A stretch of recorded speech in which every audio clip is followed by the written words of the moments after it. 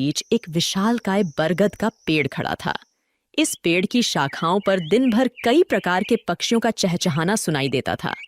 जंगल के तमाम पक्षी इस बरगद पर विश्राम करने आते थे और कुछ ने तो इसे अपना स्थायी निवास बना लिया था। बरगद की छांव में रहते हुए वे अपार सुख का अनुभव करते थे। जब हम किसी जगह या व्यक्ति के साथ लंबे समय तक रहते हैं तो हमें उनसे लगाव हो जाता है। यही हाल इन पक्षियों का था जिन्हें बरगद से गहरा प्रेम हो गया था। एक दिन जंगल में भयंकर सूखा पड़ गया। कई वर्षों से बारिश नहीं हुई थी और पेड़ पौधे सूखने लगे। बरगद भी पानी के अभाव में सूखने लगा और पक्षियों ने धीरे धीरे उसे छोड़ना शुरू कर दिया। अंततः जब बरगद पूरी तरह सूख गया और उसकी शाखाएं टूटकर गिरने लगीं, तो वहां रहने वाले सभी पक्षी दूसरे स्थानों पर चले गए। केवल एक बूढ़ा गिद्ध ही वहां रह गया। उसने देखा कि उसके सभी साथी पक्षी पेड़ छोड़कर चले गए हैं। कुछ पक्षियों ने उससे भी चलने को कहा, लेकिन उसने इनकार कर दिया। बूढ़े गिद्ध ने सोचा, मेरा जन्म इसी पेड़ पर हुआ है, मैं इसी पर बड़ा हुआ हूं। इस पेड़ ने मुझे जीवन के सारे सुख दिए हैं। आज जब यह पेड़ संकट में है तो मैं इसे छोड़कर कैसे जा सकता हूं? यह पेड़ मेरे लिए माता पिता जैसा है। मैं इस पेड़ को छोड़कर नहीं जाऊंगा, चाहे कुछ भी हो जाए। जो लोग अपने माता पिता को बुढ़ापे में छोड़ देते हैं वे बड़े स्वार्थी होते हैं। गिद्ध ने निश्चय किया कि वह मरते दम तक इस पेड़ का साथ नहीं छोड़ेगा। समय बीतता गया और पेड़ दीमक से ग्रसित होकर और भी कमजोर हो गया, लेकिन गिद्ध फिर भी उसे नहीं छोड़ा। वह दिन में अपना भोजन ढूंढने के बाद शाम को उसी सूखे हुए पेड़ पर लौट आता था। कई दिन इसी तरह बीत गए। जो पक्षी पेड़ को छोड़कर चले गए थे, उन्होंने सोचा, गिद्ध काका अभी भी उस सूखे पेड़ पर रह रहे हैं। वे सब उसे समझाने के लिए वापस आए और उससे बोले, गिद्ध काका, यह पेड़ अब मर चुका है। इसे छोड़कर किसी सुरक्षित जगह पर चलिए। यह पेड़ कभी भी गिर सकता है और आपकी जान भी जा सकती है। लेकिन गिद्ध ने कहा, भाइयों, यह पेड़ मेरे माता पिता के समान है। मैं इसी पर बड़ा हुआ हूं और इस पेड़ ने मुझे जीवन के सारे सुख दिए हैं। मैं इसे इस कठिन समय में नहीं छोड़ सकता। यह मेरी सबसे बड़ी खुदगर्जी होगी। गिद्ध की बातें सुनकर पक्षी निराश हो गए और लौट गए। वे इंद्र के पास गए और सारी बात बताई। इंद्र ने पक्षियों की बात सुनकर गिद्ध को समझाने का निर्णय लिया। इंद्र ने गिद्ध से कहा, हे गिद्धराज, यह पेड़ अब बहुत कमजोर हो चुका है। इसकी शाखाएं गिर चुकी हैं और इस पर एक भी हरा पत्ता नहीं बचा है। अगर यह पेड़ गिर गया तो आपकी जान भी जा सकती है। इसलिए इसे छोड़कर किसी सुरक्षित जगह पर चले जाइए। हे भगवान, जब मेरा जन्म हुआ था मेरे माता पिता मुझे इसी पेड़ पर छोड़ गए थे। मैं इस पेड़ पर बड़ा हुआ हूं और इसी पर रहते रहते बूढ़ा हो गया हूं। आज जब यह पेड़ संकट में है तो मैं इसे छोड़कर कैसे जा सकता हूं? मैं मरते दम तक इस पेड़ का साथ नहीं छोड़ूंगा। इंद्र गिद्ध की निष्ठा देखकर प्रसन्न हो गए और बोले, मैं तुम्हें वरदान देना चाहता हूं। बताओ तुम्हें क्या चाहिए?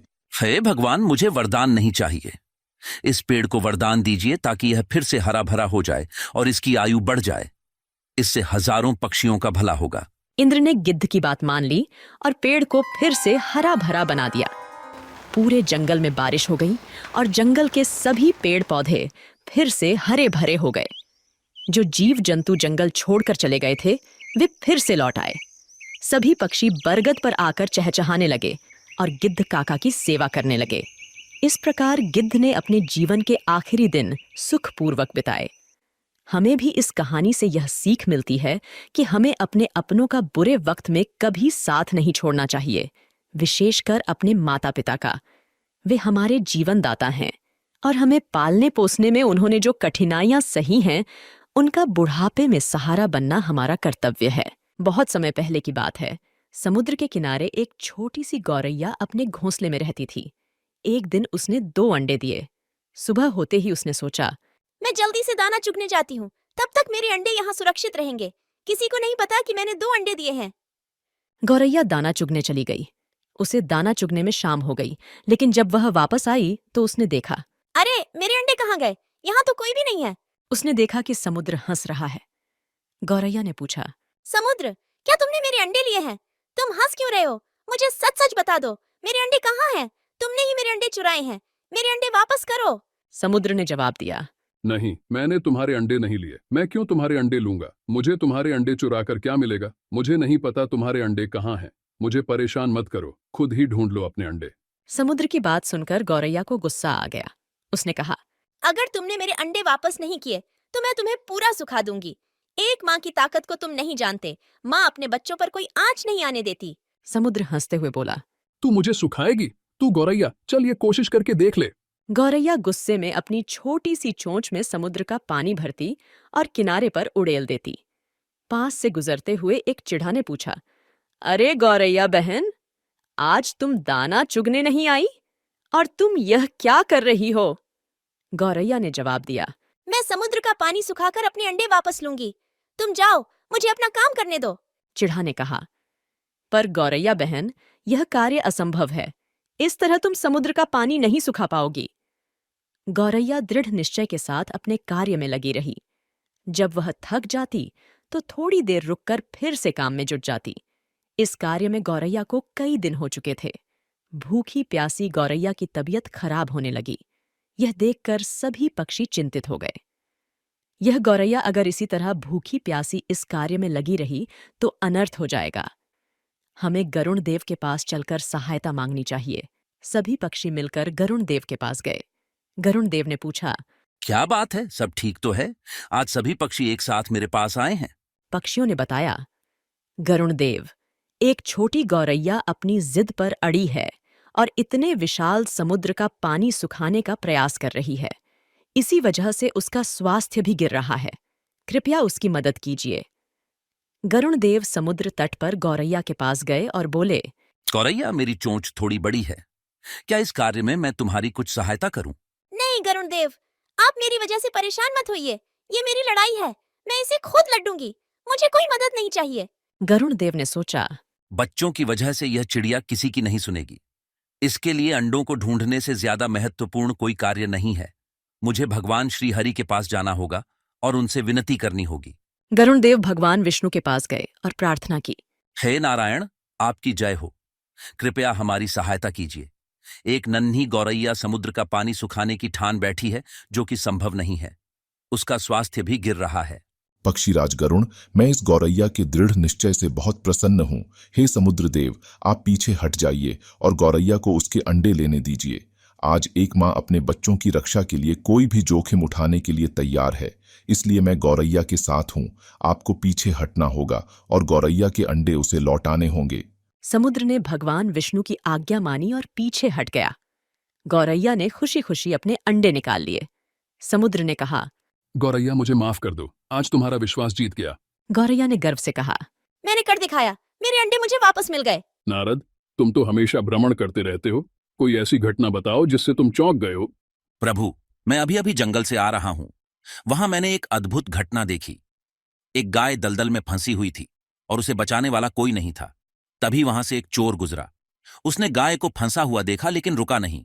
उल्टे उसने गाय पर पैर रखकर दलदल पार किया और आगे बढ़ गया।